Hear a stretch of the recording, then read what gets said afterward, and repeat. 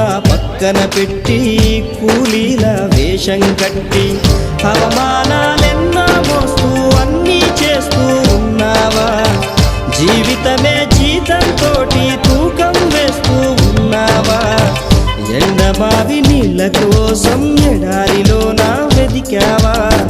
ముళ్ళదారిలోన నువ్వు గాయమయ్యి నిలిచావా?